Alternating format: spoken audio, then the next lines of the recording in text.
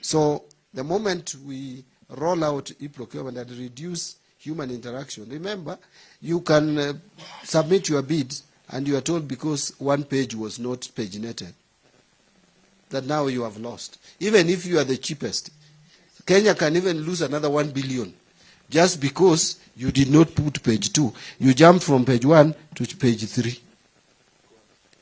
Just that alone. So these are some of the things that we need to cure. Finance bill, why every year? Honorable Chieng, I agree with you. The only thing is that our constitution calls for finance bill every year.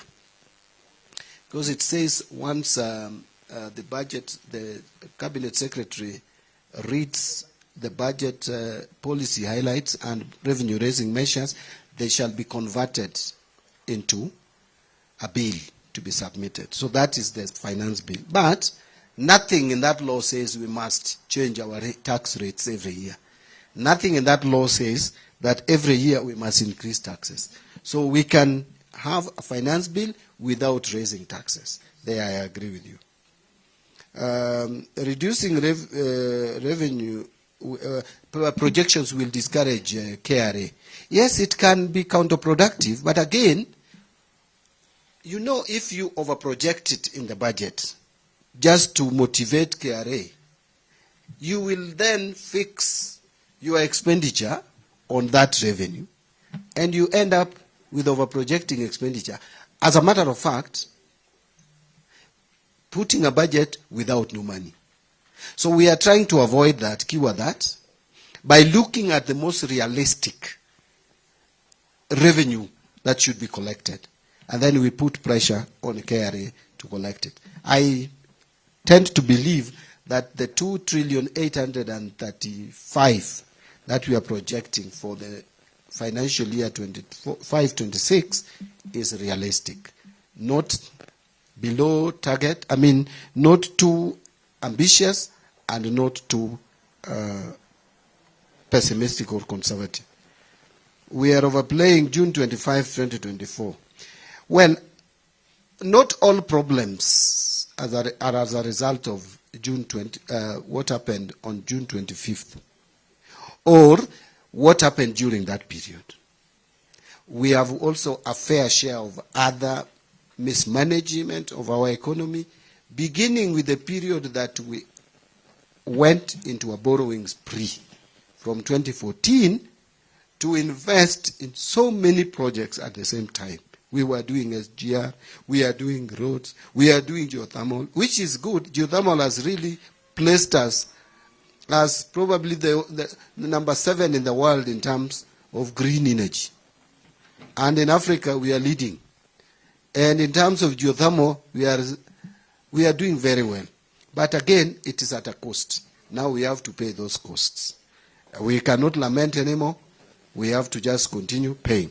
But 25th June, the events of that period, and we were celebrating it because we were out of government. It has affected our economy. Because, by the way, let me tell you, look at what happened to our economy. I can see MP for Jororok is laughing. But that is the truth. You see, the first quarter of the year grew at 5%.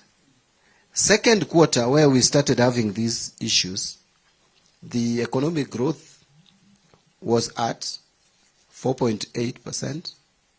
Then the third quarter, when we had that problem, the economic growth was at 4%.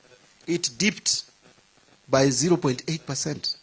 And then now in the fourth quarter, you can see there's a rebound to about 4.8%. So you can see the third quarter is when now you felt what happened in June. The third quarter, which began in July. That is when now the effects of Maandamano get felt 2-3 months later.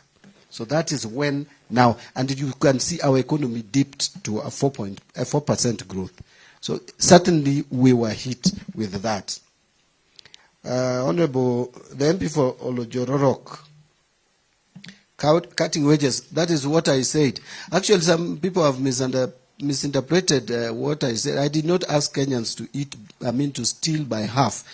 I was just giving what we used to call in school permutations, various scenarios. What if situation. I was saying, if it is true what the President Uhuru said, that we are stealing 2 billion per day, assume or suppose, or what if you steal only 50%, then you get that it is like a situation analysis. So here it is very hypothetical, but if you save that 365, what would it do? A lot. So that is what I was saying. That 365 would save us a lot. We would not need to even think about borrowing from anybody out there. Securitization of 7 shillings. I want to give you a quick overview of this. So the government decided that this increased amount from 18 to 25 on road maintenance levy, the 7 shillings, and I want to thank members of parliament for allowing the government to have this money securitized. In fact, securitization is all about getting receivables in advance, getting the present value of receivables over a period of time well in advance. This is informed by the fact that I didn't complete discussion around the sectors that shrunk. The construction sector contracted by 1.4%, and that the reason was mostly road construction. It's not even housing. Housing, the reason why housing also had a challenge is because there was only public sector investment in housing. That is what has gone up. That is what has sustained that sector. But private sector investment was low because the credit uptake has shrunk. The credit uptake was lower because the interest rates were high. And that is why you have seen we have been on banks to lower interest rates. So this money, we have done a lot in terms of getting the leader ranger. We worked on it, TDB, and we are intending to raise a total of 175. A special purpose vehicle has been created where the rights to get 7 shillings has been surrendered to. We have sold our rights to that special purpose vehicle. And so the money is being received in advance. And as we speak, we have received about 42 billion from the latest data that I got out of the 175 as a bridging finance. We are taking like it's a bridging loan when now the bond is finally sold, which should be in the next 1 month or so. Then we will have the whole 175 as a bond. Now, the 42 billion that has been received, add to the money that had been accumulated in this fund from July 1st, it was 21 billion from the last time I checked. That gives you about 63 billion. Now, this money, what we have decided is get all the pending bills under road construction, which was about 170, but after analysis from the pending bills committee, it will come down to about 150 max. So the Ministry of Roads is negotiating with the contractors that yes, we'll pay you the total principal sum, but the interest that you have charged us for failure to pay you in time, we need to negotiate it. So we want a uniform negotiation so that we don't give room for people to start applying discretion where now corruption kicks in. So we have agreed that if all contractors are going to take a haircut, it must be uniform. We must agree on some percentage. Some contractors are pushing back on 30%. The government was offering 50% of interest. So they want only to cut 30%. I'm told they are settling around 35%. So that should happen this week. And then once that is agreed on, we have agreed that first we are paying a uniform amount to contractors, except those who are owed 50 million and below. So we pay all the contractors a percentage before we get the total amount. We pay 40%. And there is an agreement they are signing that you are giving you money and you are going back to work. Your disbursement of the remaining 60%, which should come in the next 1 month, will be contingent on your resumption of work, so that they start doing work on our roads. And by the way, we are receiving money also out of this. 16% will come back to us in terms of taxes. But I want to just add that then what happens? We have worked on this with Churchill, So what if you are paid the 130 billion? You've got the contractors back, and then they work and release certificates. So here, what we are saying is, if we receive 175 billion, and we pay, say, a maximum of 130, you'll still remain with 45 billion. Our estimate is that the certificates every year that come will be in the region of 100 and 120 billion. So we can easily add another 80 billion in the normal budget to raise 125 and pay all the certificates for the next financial year when they fall due. And then now we can have a conversation for 2026-2027. So that is what we have worked with, so that the roads, the machines get back to roar on our roads. Let me try to, well, my time is also, but anyway, I know the committee's time is even more constrained.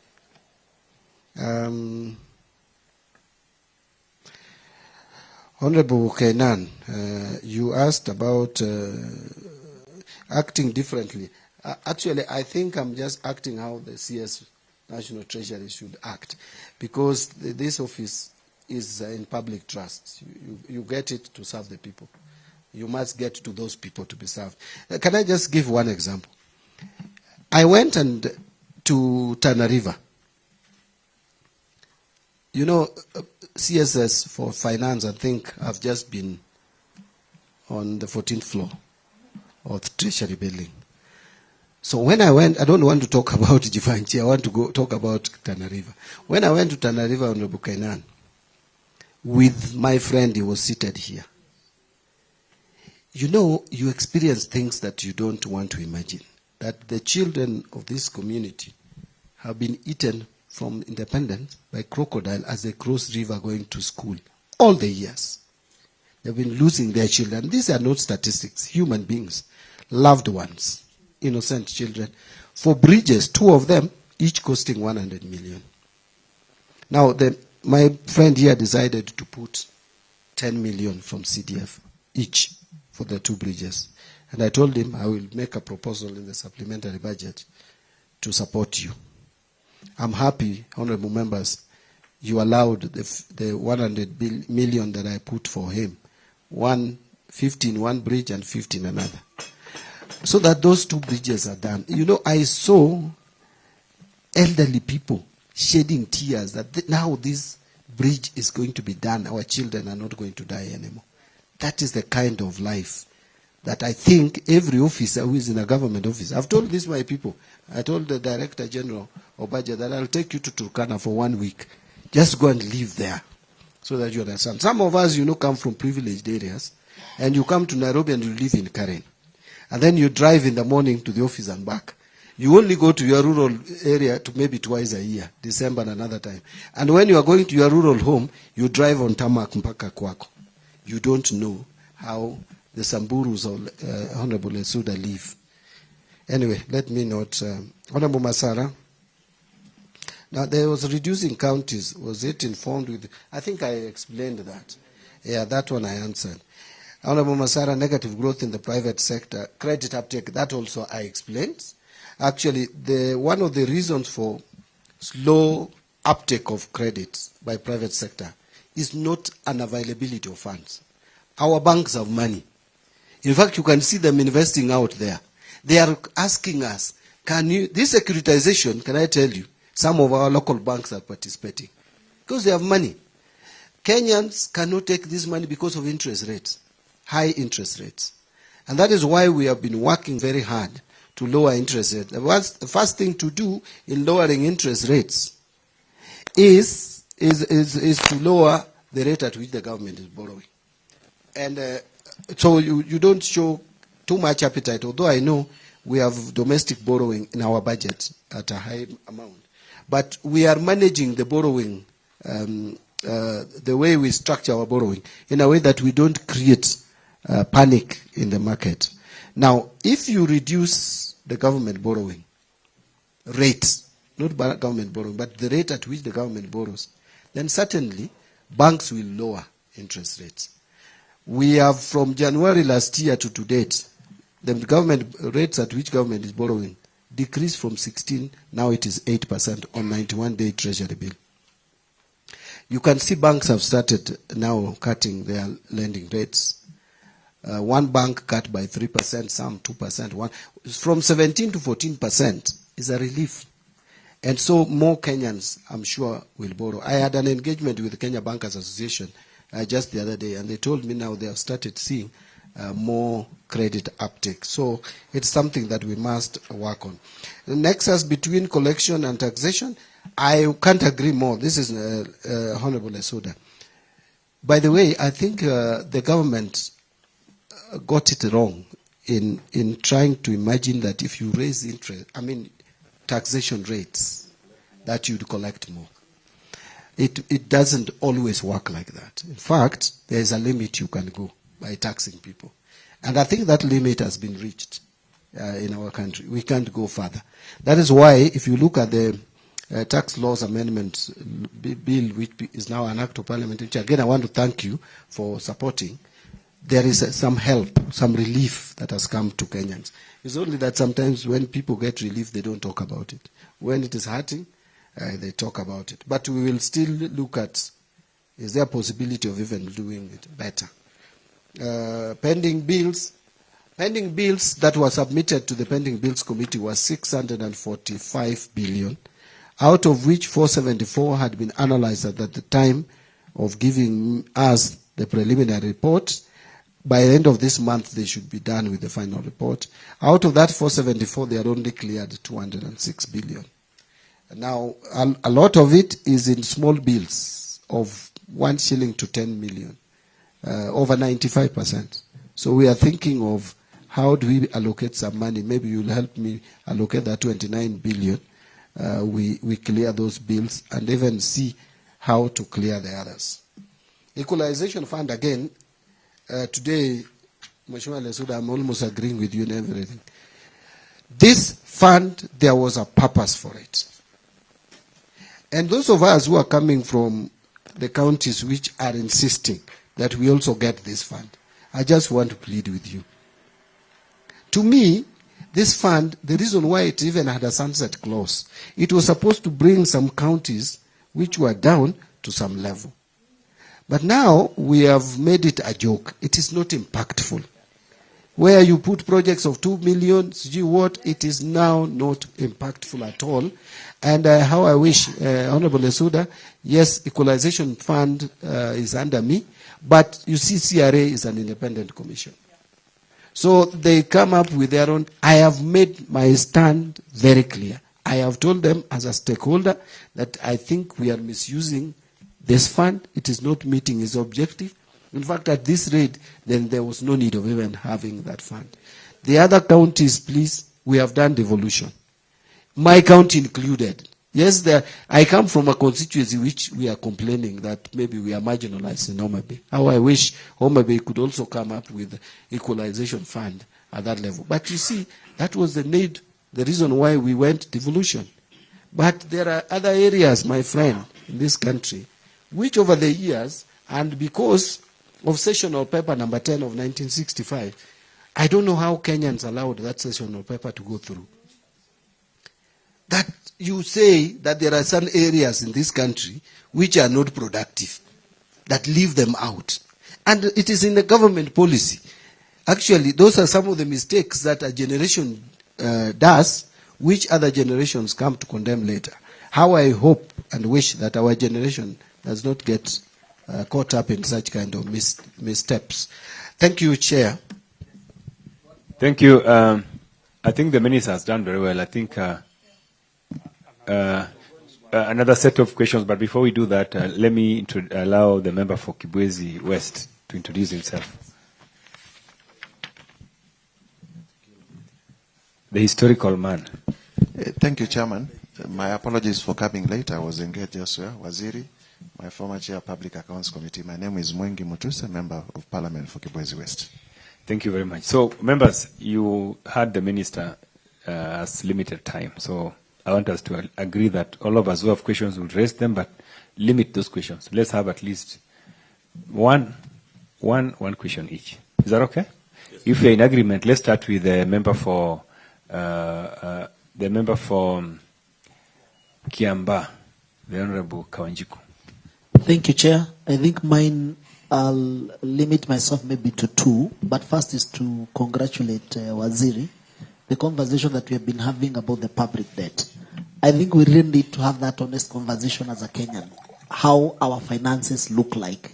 Because at the end of the day, we are not expecting to get help from all over. So I don't know what you are doing. I have seen that you have tried to sensitize Kenyans as far as our finances are concerned. But I think we need to go deeper and have this conversation. And that's why I'll also disagree with Ochieng, that when there is a serious financial problem that we are not able to attain the ordinary revenue, everybody should feel the heat, not only the national government, so that whatever little that a governor or a member of parliament or an MC needs to do can be able to act on it, because the burden of sustaining our country lies across the board. So I think when there is shortfall on revenue, ordinary revenue shortfall, then even the counties should be able to experience what is happening within the republic.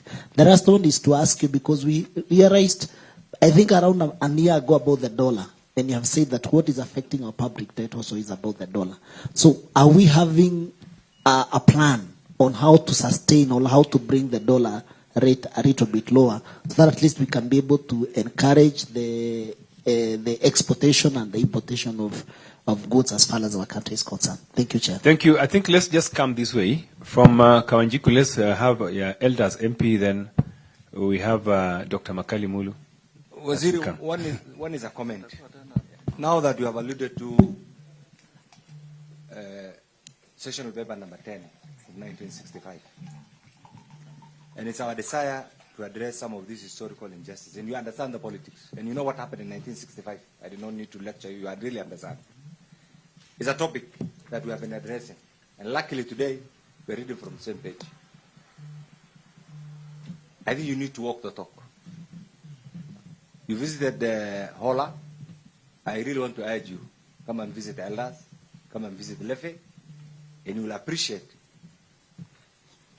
In 2010, I think it was 2009, during the countdown to the promulgation of the current constitution, the last minute inclusion, when we were in Naivasha, I think you remember, were three things: devolution, equalization, and the current Senate. That's why today, if you look at the role of the Senate, it was the last minute inclusion. So it was not well thought out. But now that by the grace of God we are here, I want to tell you, equalization is not working. I want to plead with the colleagues here. I want to take you through what is earmarked for equalization for Wajir. The whole thing is a sham, Chairman and Vice Chair. I want to beseech you, I want to plead with you. This time around, let's go by the recommendation of Treasury and persuade CRA to go by that, otherwise by the recommendation of the CS. And I think we'll be alert and we'll support you. Otherwise, the West. It's a West. Chairman, under your leadership, I really want to believe with you, it's a West. It's a West. And I can say as a person whose constituency is actually supposed to benefit from this. And Chairman, the essence, the whole thing was anchored on the Marshall Plan of the Second World War, to bring the victors and those who have lost actually. It hasn't happened. The final one, Chairman, Kenya and Nigeria, I think this is negative, have now become the epicenters of something called, a phenomenon called hot monies. I'm sure you must have heard it. And these hot monies, regardless of the source, it is what is being controlled, what is being used actually to control a number of states in West Africa and part of Southern Africa. Today, that phenomenon is what is being used in Tanzania as foreign direct investment by Kenyans. In Uganda as foreign direct investment. Ethiopia has just opened its first stock exchange. I'm sure you're aware. Yes. And if you are told the players, 90% of the players are Kenyan, German. 9% of the players are Kenyan. So the question is, if there are Kenyans who are investing 4, 5, 6 billion US dollars in Tanzania, we don't want to go into the source. If they are doing the same in Uganda, if they are doing the same in Ethiopia, and yet on the face of it, within the next few years, the GDP of Ethiopia has expanded. I'm sure you know it. It's almost twice now that of Kenya. That's the projection. Uganda is catching up with us. I had the privilege of accompanying the Kibaki in 2009, and at that particular time, Tanzania was barely struggling. Today, they're almost bridging the gap. Is there anything that we can do to entice those Kenyans to bring back their the dollars? We don't want to go, so that they can invest here and Thank you. Contribute to our economic Thank you, growth. Kiongozi. You made your point. I hope the Waziri has noted. Dr. Makali Mulu, then we'll have the Vice Chairman. Yeah, thank you, Mr. Chairman. Mr. Chairman, let me join my colleagues in appreciating the presentation by the CS. It's quite brief and to the point. And I want to start with the issue of equalization fund. While we do appreciate the small amount being allocated for arrears, what still is important, you note that the total arrears for equalization fund is 49 billion. That's that today. So even if we talk about the social seasonal paper number 10 of 1965, equalization was one of the attempts to address the challenges of that paper. We've realized those arrears are there, and to make things worse, in every supplementary budget, we actually reduce the amounts for equalization fund.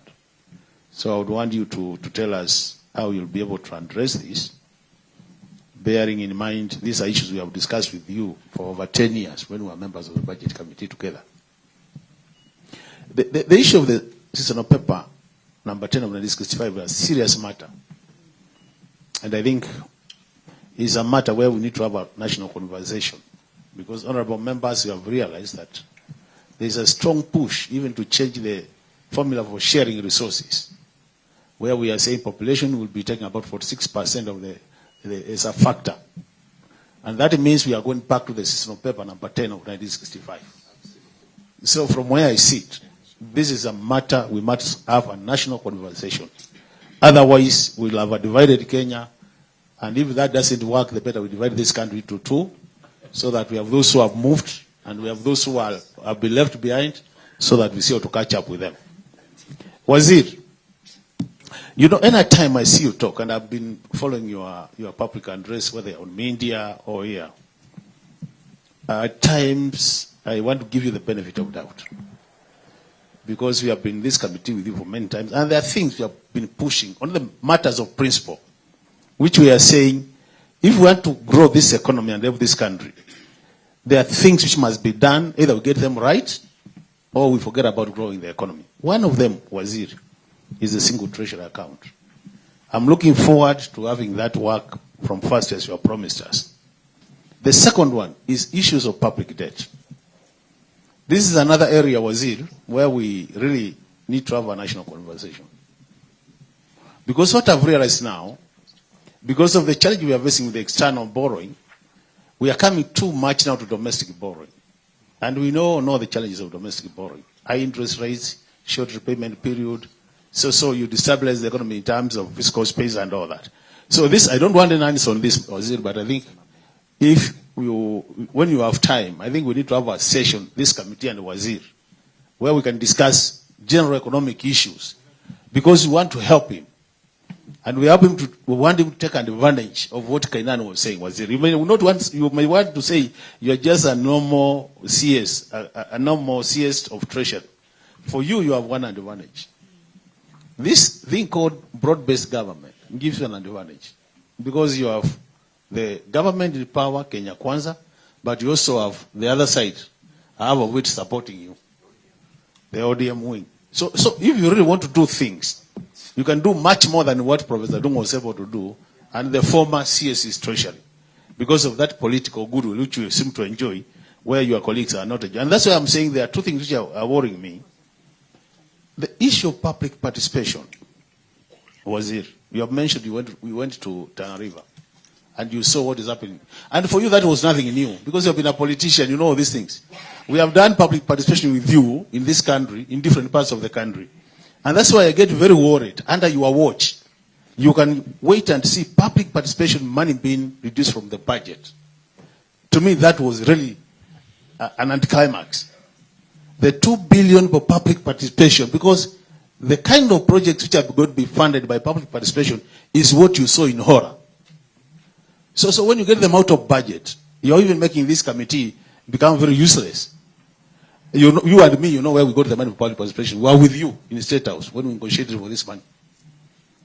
And that's how this money got to be allowed for the committee to be using every financial year.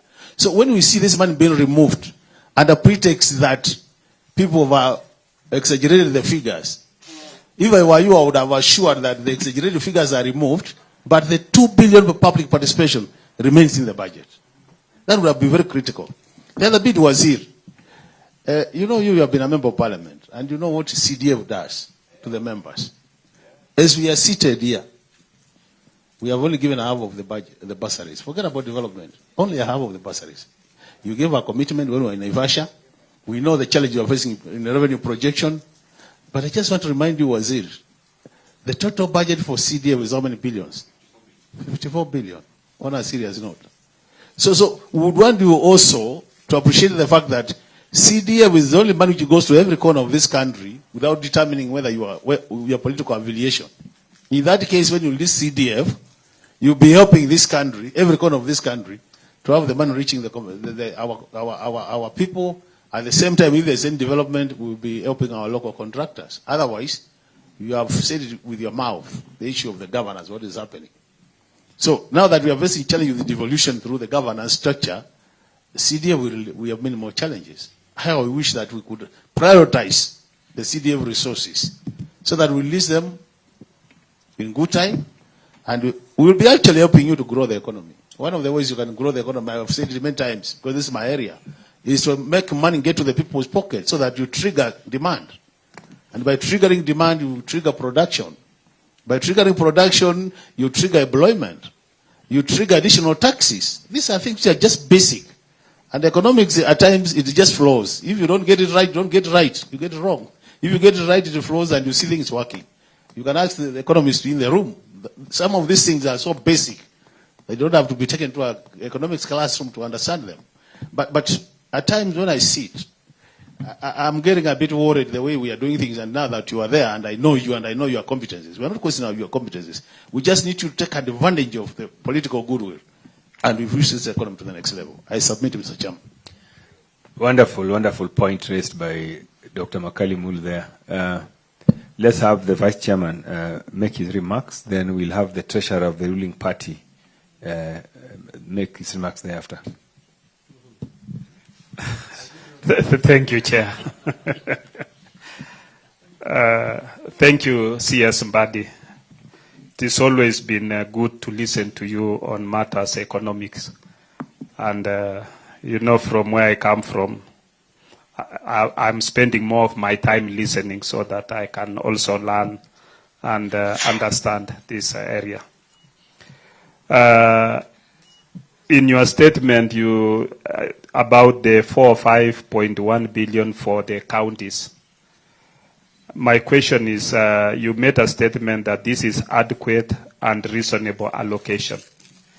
Is there any formula that you arrived at that figure, that this is what should be allocated to the counties? How did you arrive at that to be sure that this is adequate and reasonable allocation? Then my second question is, what is the impact on the Trump administration's decisions to stop some of the fundings, like the USAID, to some of the organizations? Is it going to affect this division of revenue? Because considering that some of the funding was going to some of the NGOs who are working within the counties, to providing, especially in the health sector, where they were providing antiretrovirals and other support services to the communities. And then thirdly, this issue about pending bills. I think it was raised by Honorable Lesuda. But I still want to understand, why is the pending bills not appearing anywhere, especially when our budgets come before either the committees, when the sagas are presenting, or the ministries, and even when the chairs of the various committees are presenting, we don't see because it is stated that the pending bill should be the first charge. How come that is not reflected in our budgets so that this is sorted out? And then you have pending bills from the county government to institutions within the national government. How is that resolved? I'll give you an example. You have counties who have more than 3 months, 4 months, 6 months, pending bills to organizations such as KEMSA, where they are supposed to draw they draw some supplies of products and technologies, that is health products and technologies, and they take so long to pay. Now, how do we resolve that? Because you are releasing, the control of budget is releasing money to the counties. But these counties now, instead of going to buy those commodities from KEMSA and pay even their pending bills, they now go to chemists, other chemists, and fund institutions to purchase from there and keep the pending bill just still there. Thank you. Thank you. I think the treasurer of the ruling party will be the last question, unless then so that we can allow the minister to conclude. Thank you, Chair, and thank you, Waziri, for a very good and elaborate presentation, which was very short and precise. My question goes to number one, I want to commend you for the securitization of the 7 shillings, because we have seen contractors getting back on site, and I think Kenyans are now happy, and they are seeing that this government is back on track and working. I have 1 or 2 questions. How can we make sure, or how will we make sure that Kenyans who feel disgruntled because of the pay slip, we've eaten into their pay slip, how can we make sure that they get more disposable income? I think that question was asked by Honorable Isuda, but it was not well answered.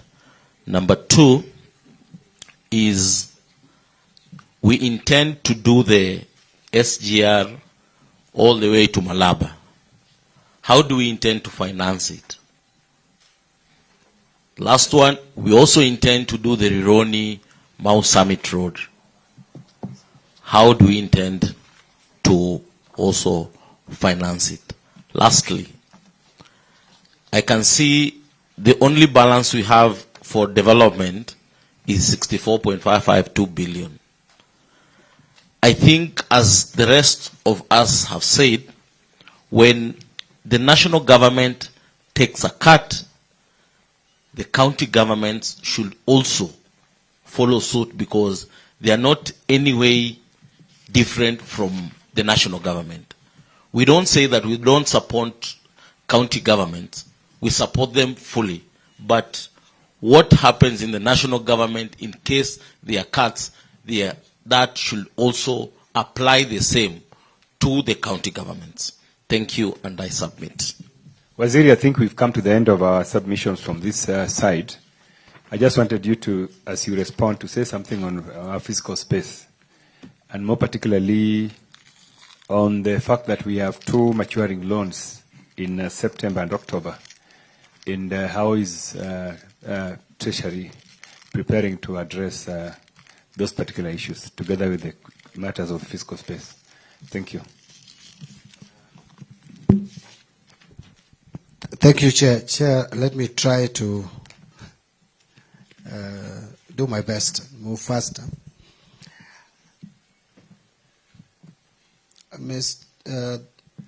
Honorable Kawanjiku, you asked me about public debt and what do we do going ahead. For me, this is a strategy. This is a strategy. The strategy is, first, consistently work on budget deficit over the years. In the medium term, if we consistently reduce our budget deficit, then we are likely to get out of the debt trap going forward. So how you get to reduce the debt deficit? And by the way, there has been serious attempts to reduce budget deficit over the years. If you look at 2020-2021, the budget deficit was 8.1%. The following year, ending 2022 June, it came down to 6.2. Then 2023 June, 5.6. Then 2024 June, it was at 5.3.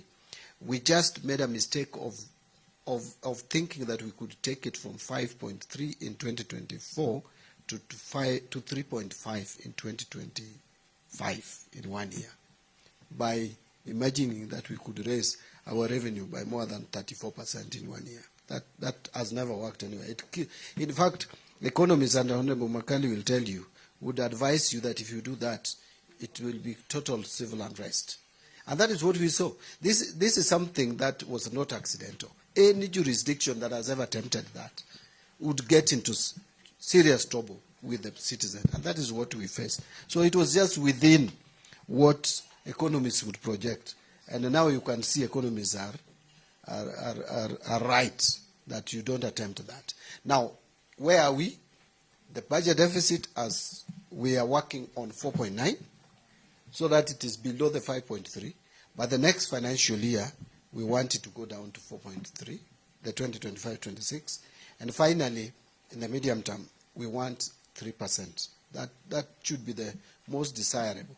The second thing about budgets, about managing debt, I wanted just to talk about 3 things. The second one is, how do we lower cost of debt? We should be taking cheaper debts to deal with more expensive debts. That's one way also of freeing yourself.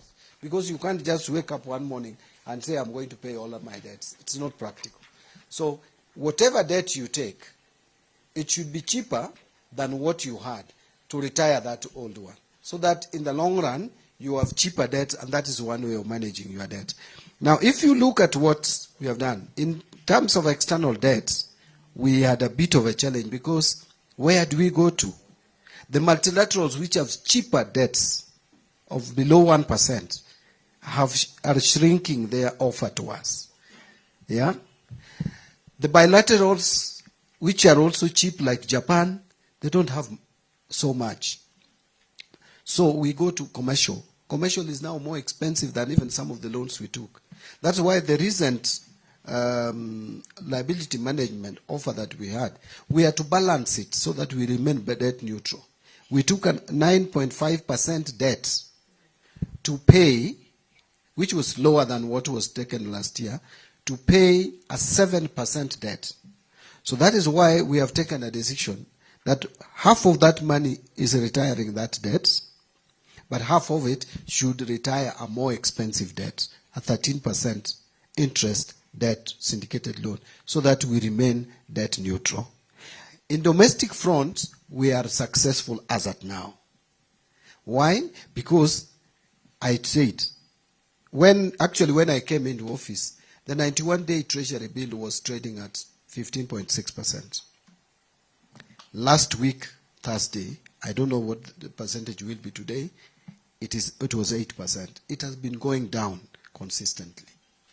Now, if you save 8%, if we can maintain these interest rates, say at 8%, which is the percentage I think last seen during when Kibaki was president.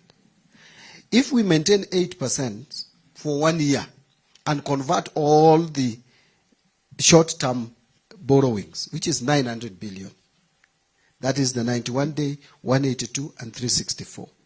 The 900 billion, if you apply a saving of 8% on 900 billion, you save 72% in 72 billion in 1 year. And that savings, that's 72. You only need to add 14 billion and you pay the entire capitation from primary school, JSS, and secondary school. That is what it can do for us. And by the way, we managed to save about 24 billion in the last 6 months, from July to December, out of that. So our domestic debt is working for us at the moment. And I want to tie that to what Honorable Makali Mulo asked, why we are going domestic with its domestic has its risks. One, is that the interest rates are usually very high. At the moment, we are enjoying very low domestic interest rates, lower than Eurobond, something that has not been seen in a long period of time. But if we don't manage it well, it can go up again. So there I agree with Honorable Makali. But the other risk of domestic debt is we can crowd out the private sector. We are looking at the private sector and we are seeing we have a deepened capital market. We are not lacking resources to crowd out private sector. The problem we have is that the interest rates have been high. So the rate at which we are borrowing now cannot crowd out private sector. These are permutations that we have worked on. But then, external borrowing have a very serious risk of foreign currency fluctuation. If you look at what happened, you know, these Kenyans had not witnessed in a long period of time. That is why we thought external borrowings are always very good. But external borrowings have their risk. The risk here is, what happened last year is by January last year, or by December 2023, we had external debts of 6 trillion. And by shilling just appreciating from 160 to 130, that debt has come down from 6 to 5 trillion. What is the effect of that? First, you are saving on the, if you are paying the principal amount, you are paying less. Way less. A sixth less. But again, interest charged is also less. So if that continues over the period, you save quite a lot. Again, in that area, we are saving. So that risk also you must balance off with the risk of domestic debt and see where you are. So I think that I've explained even the dollar effect that Mheshimiwa you asked. But we can't go too low also. We can't also allow the shilling to appreciate too much. In fact, our assessment is that the shilling at 130 is the most reasonable for our economy. Because if you make shilling too strong, then you also discourage exports. And the moment you discourage exports, you will not have foreign exchange reserves. And you will be more exposed because now you don't have the ability even to pay your debts. So we have to balance it in a way that promotes exports and also manages imports. So you can see both exports and imports have been going up with 130 shillings or 129 shillings. That is a clear sign that that is a balancing rate that we should maintain. On, well, I think we have talked about sessional paper, but I agree with you. I think I need to get more to engage. But again, some of these things is just by sitting down with your colleagues and discussing, like when Honorable Kenaim, you came with your team to us. What we need to do now is to see, is there some deliberate efforts to mainstream that into the budget? What can we do? We may not do everything in 1 year, but we need to reflect inclusivity in our budget. Because it's expounded in our, including even the Article 201 on public finance, talks about inclusivity. It's a constitutional requirement. Enticing Kenyans coming, but can I just say something? I hope it will not be too controversial, you know. We have the media here, but it's okay. This is what I've been saying. If we cannot fight corruption and root it out, we better allow people who have got this illicit money to invest it here. Because, you see, they are stealing this money and escaping with it to Dubai and developing Tanzania, Dubai, and employing people there. What if that money which is building a mall in Tanzania from a Kenyan was building a mall here? How many Kenyans would be employed? So I was saying, the most desirable, fight corruption, root it out. If we fail, then allow it. And tell people, if you find a way, we will look for you somehow. But if you escape, just put it here. We will not follow you. If you escape with the ng'ombe, tutakuruhusu uchinje ng'ombe na sisi zote tukule. Badala ya escape with the ng'ombe to the bush and you allow hyenas to eat it there. But I hope that is not going to be very controversial. But yeah, but it will be. So we need to. But again, but there are also Kenyans who are doing good investment out We just need to create a conducive environment for that investment. Equalization fund, I can't agree more. Arrears is there. The only challenge we have is the fiscal space.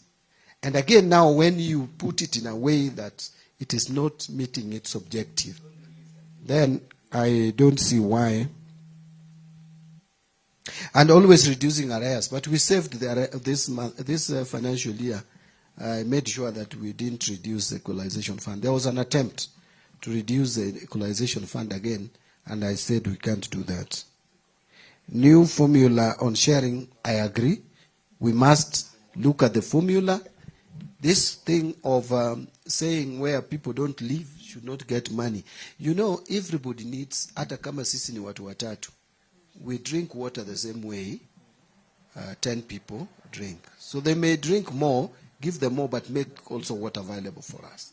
So just saying that an area should not get allocation because they don't have people, give population a percentage, but it should not be too much.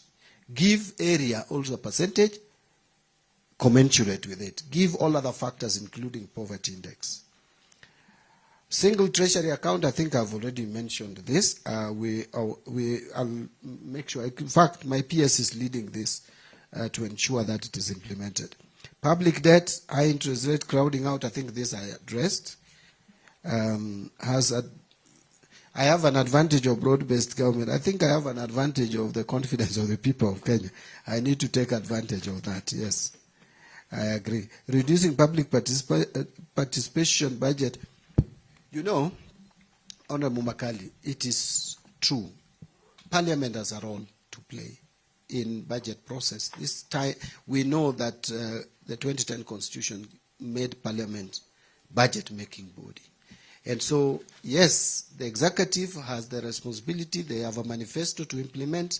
We have more advantage in terms of expertise to come up with what should be the most desirable budget. But for equity, there is need for people's representative to come in. And so there is need to have some allocation. And when actually we went to the US, this money we call public participation, it is my creation.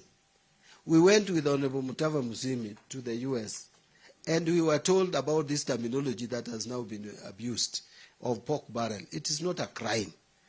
In the US, it is recognized, the pork barrel. And that is where we got that terminology.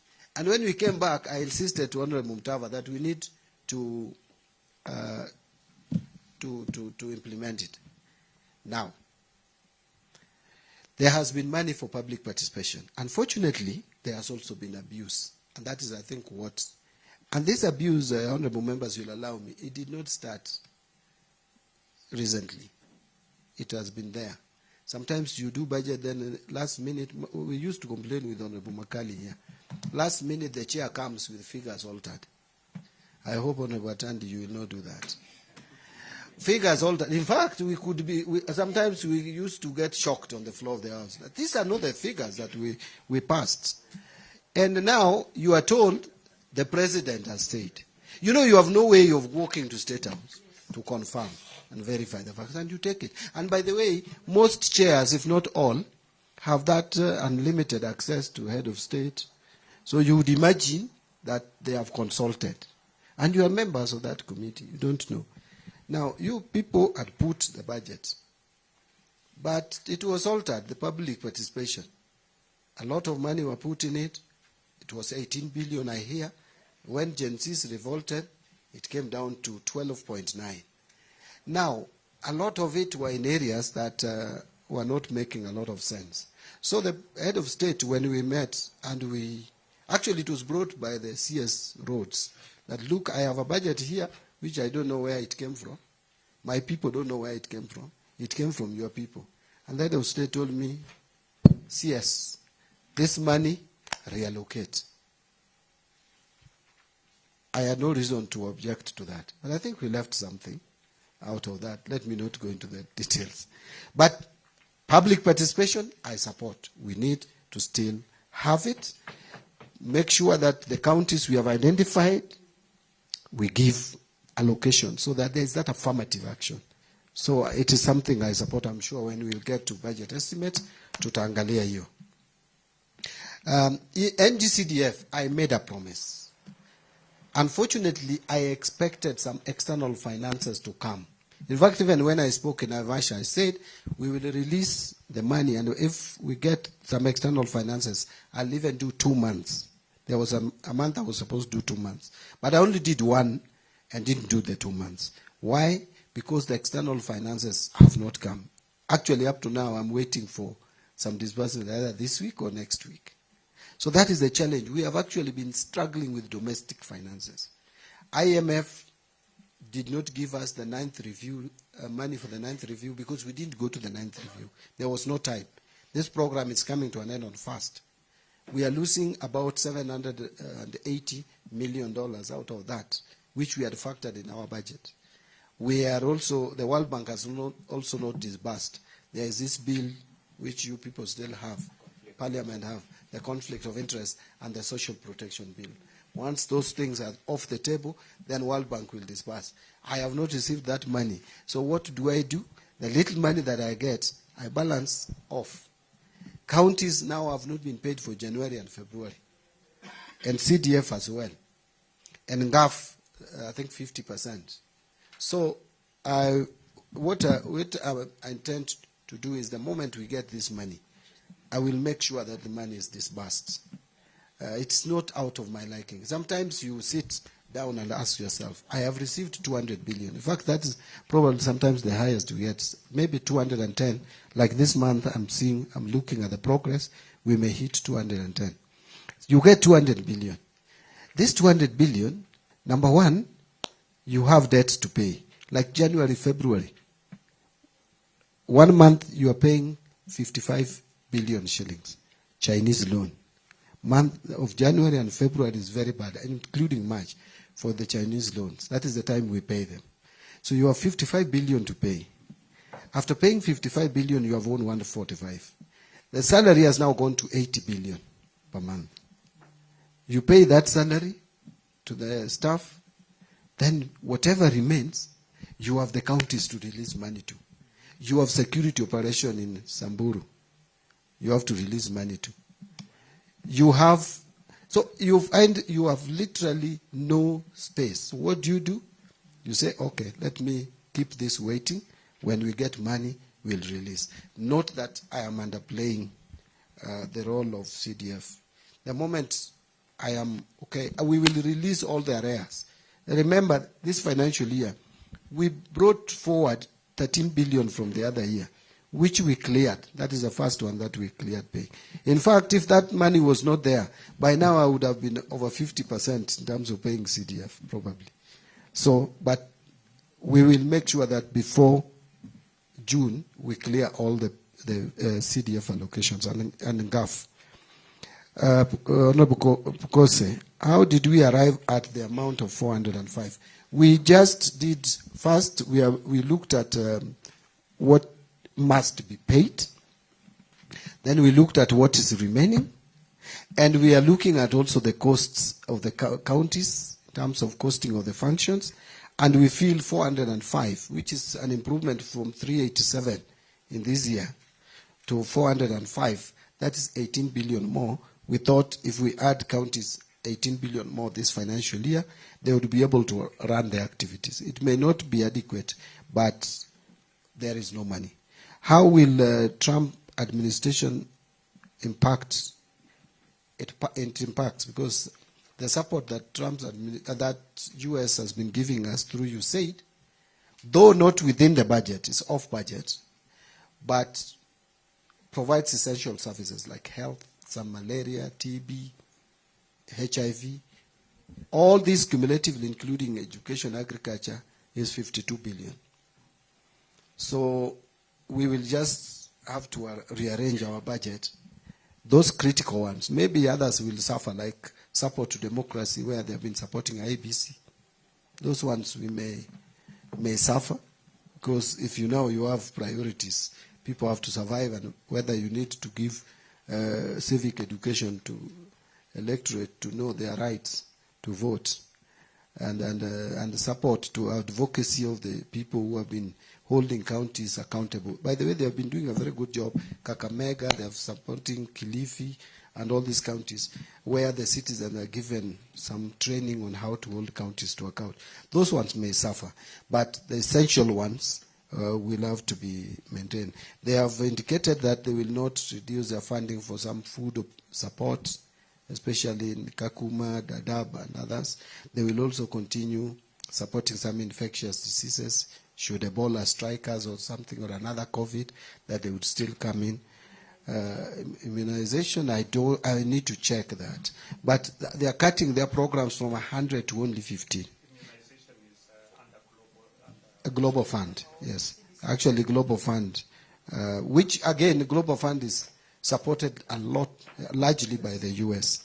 So it may. I had the team from Global Fund yesterday in my office. They have not indicated that there is a cut yet, but they are also worried. On the issue of why pending bills is not appearing, you know, we have been operating on cash basis of accounts, where we expend everything, and expenditures at cash level. So you buy something and you have not paid for it, it is assumed that Kenya has not even bought. So the pending bills has been just notes to the account. Now we are going to accrual basis of accounting, where every commitment must now be recognized in the body of the accounts. So that is why even in the budget you don't bring the pending bills, because they are not things that are paid. But we only recognize them as a footnote to the accounts. So that's why because we are moving to accrual, we wanted to ascertain the exact pending bills so that we capture them in our accounts going forward. A lot of it was also fictitious, so we couldn't just bring all that garbage to the system. So once that is completed, then now pending bills will form body of our account. You know, the way we have been accounting is very interesting. The way you expense this water is the same way the government expends motor vehicle. Once it's bought, it's expensed. Yet a motor vehicle has a longer period of, contributed to the economy. And you also asked about the pending bills that the county governments have to national government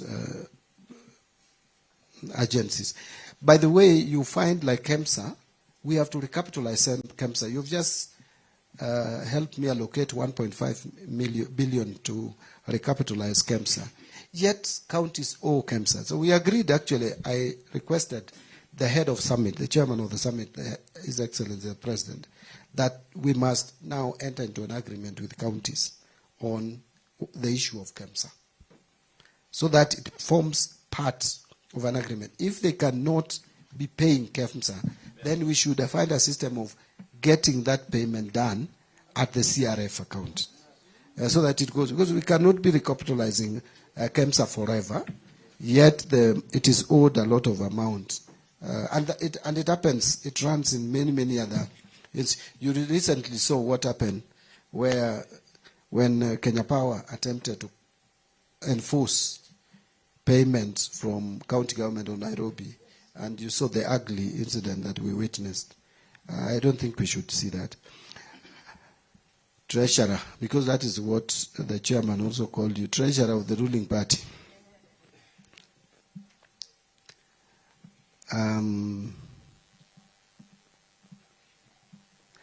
Securitization of the 7 shillings, you have just commended the government.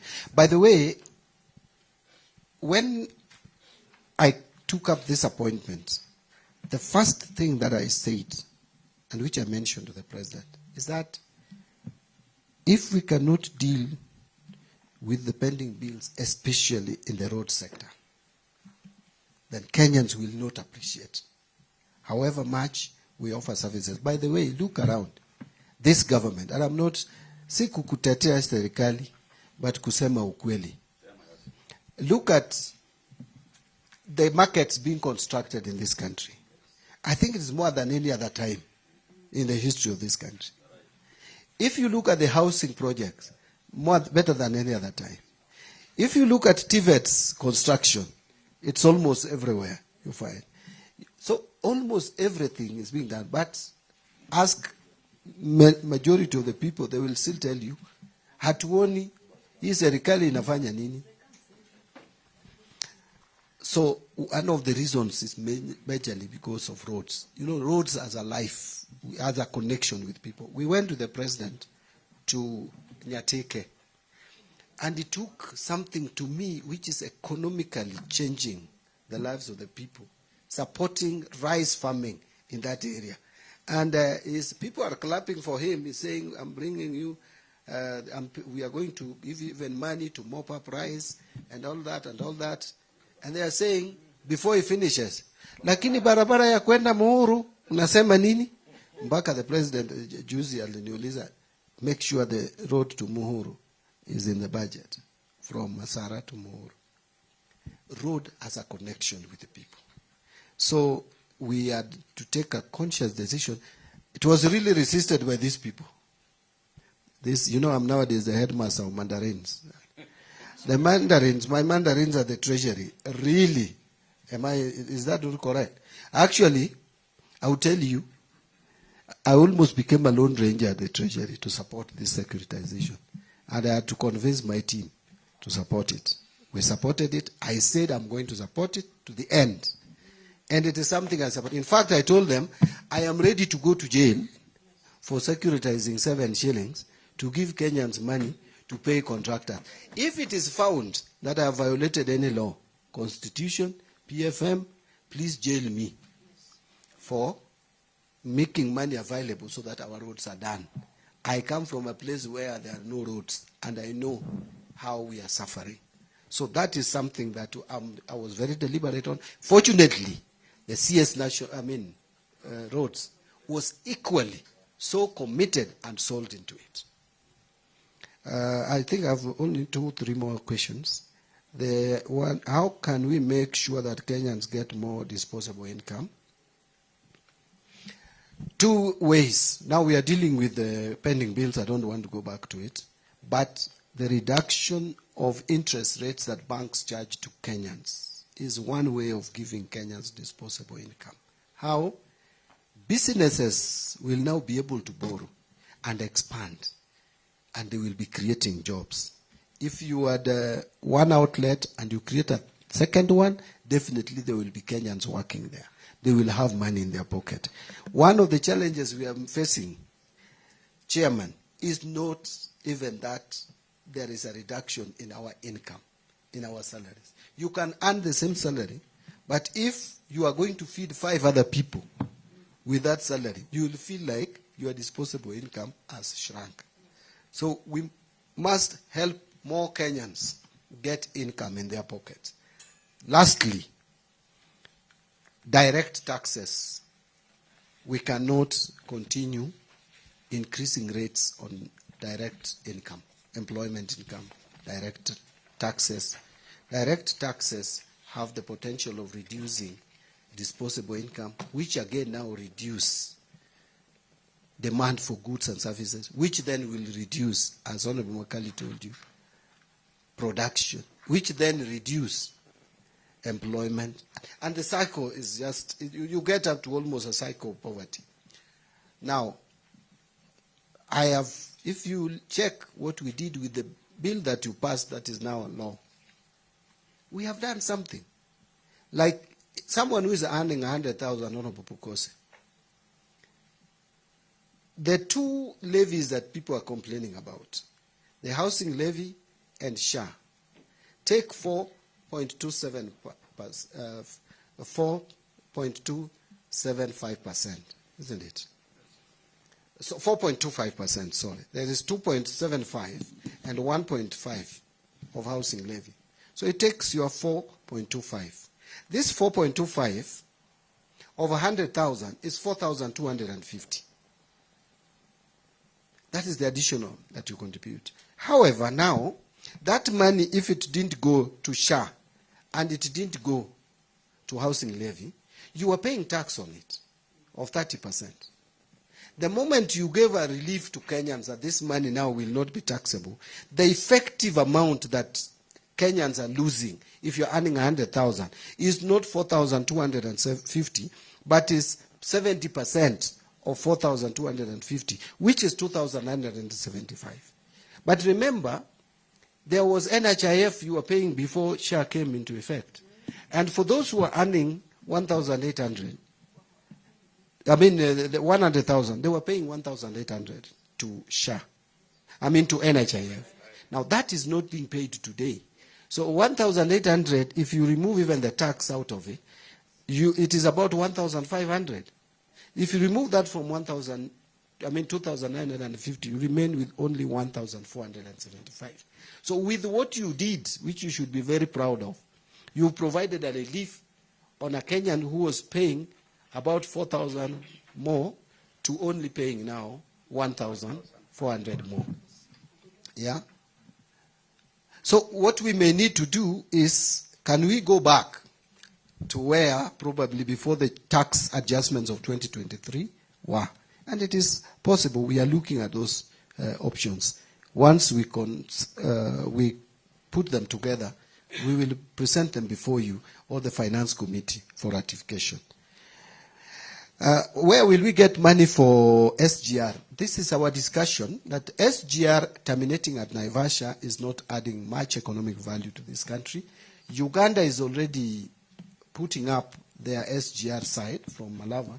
It will not make sense if the SGR does not reach Malava and Uganda has invested so much money. And the reason why we wanted this SGR to be done was to open up Kenya market up to the west, open Uganda market, and in fact, Rwanda is very ready to also receive that SGR and do it all the way to Democratic Republic of Congo. Now, you will have a market from Mombasa all the way to Congo. You will open the whole of this region. But then, how do we fund it? This is the discussion that is going on. The discussion is that the current SGR, we are supposed to, over 80% of the loan is going to be paid up to 2029. Okay? Now, it is possible for us to negotiate a loan agreement with China for the component of this SGR with a grace period up to after 2029. So that is one. But we only want to source for about 30% from Exim Bank as a loan. The discussion is still ongoing. The other 30%, we want it to come from GOK funding, most particularly Railways Development Levy. And again, Kenya Railways can, if they cannot get this 30%, they can securitize, because they are receiving 45 now. The RDL has gone to 45 billion per year. They can securitize it. Then the last one of 40% should be through the consortium of those companies, Chinese companies. They come together, put their money. They will be charging, of course, for the use of the railway to pay back. So these are negotiations that the Ministry of Transport is leading. Now, on Mau Summit Road, or Rironi Mau Summit, this one from the discussion is around PPP. And I think the progress is very advanced. We want to do PPP from Nairobi all the way to Njoro turnoff. That is what has been agreed on. There are people who think we should go all the way to Mau Summit with PPP, that it is still economically and commercially viable. There was the discussion that after Njoro turnoff, that now it is not economically, because the PPP, they will not come and put money if it is not economically viable or commercially viable. So from here to Njoro, the discussion is ongoing. There are so many interests, that is what I hear, or people want to put their money.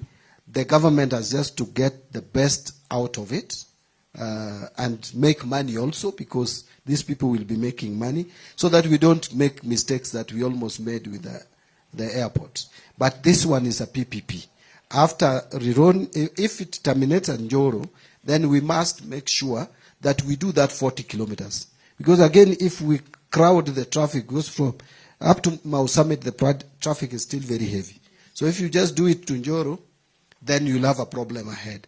So we are thinking of if we cannot get an investor who does all the way to Mau Summit and only terminates Njoro, how then do we finance the remaining 40 kilometers to get it to Mau Summit? And then after that, now the traffic starts getting thinner in all directions. Also, counties take a cut. Well, I agree, but Ochieng also had a point that counties have limited space to raise money on their own. And that the money that we are raising is actually, ONSOS revenue is still struggling. Of course, counties with also their problems. We are coming up with a system that is integrated as a harmonized system, but they are resisting still.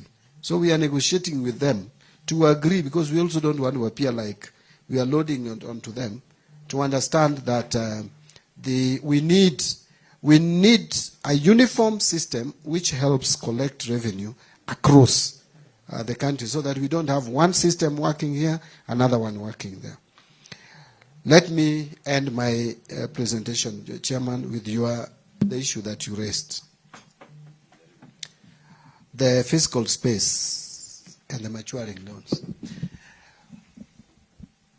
My understanding and position of the numbers that we have is that Kenya, our debt sustainability is still okay. That Kenya does not have a problem repaying its debts, but we have a problem of maturing of the debts. Kenya has a debt curve which is very heavy at one point. There is a point where the peak is very high, like Mount Kenya. Unfortunately for us in this room, we are in these offices when we have just hit the tip. We have just come to that point where maturing of debts is at its peak. Some people made decisions somewhere. Maybe some of us were part of it. I was in Parliament then, and we approved all this. Of course, some of us spoke, but that was as far as it went. Some of the people who made those decisions are around in this country. Now they are speaking like saints or angels. But they are not in office, so don't blame them. They will always tell you they did the right things. However, Chairman, I want to ask. Let's not talk about multilateral loans. We have the total, the domestic loans, I want to leave aside, because the domestic loans, we actually refinance. And now our rates are even cheaper. So we are taking cheaper loans to retire more expensive. So it is okay for us now. But the external financing, out of the 5.09 trillion that we had of external loans by January, 2.83 is in multilaterals, which are basically concessionary loans. But there is 1.09, which is under bilateral loans, not very expensive. However, 665 billion out of this 1 trillion is to China, which China helped us do a lot of infrastructure, so we should not condemn them. But this loan is very expensive. Unlike our domestic debts and Eurobond loans, this is a loan you don't refinance. Inakuja na unalipa interest na unalipa principal. And you pay about 120 billion in a year on this Chinese loan. So it is a very expensive one. It comes every year, January, February, March, problematic for us. Now, I want to take you to where there is a problem. Where there is a problem is commercial loans of 1.17 trillion as at January. This amount, over 800 billion is now Eurobond. Billion is now Eurobond.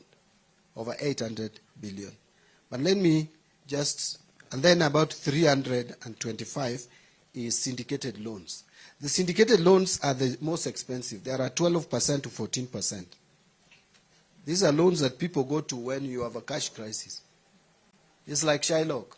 Sorry, I hope you people don't mention this. You know, they also help us at times. So, now, we have, before the Eurobond of the latest, we had 6.6 billion US dollars of Eurobond. Out of this, only 1.5 billion is maturing after 2034, and it is maturing in 2048. So between 2034 to 2048, you have no Eurobond to pay. But 5.1 billion has to be paid between now and 2034.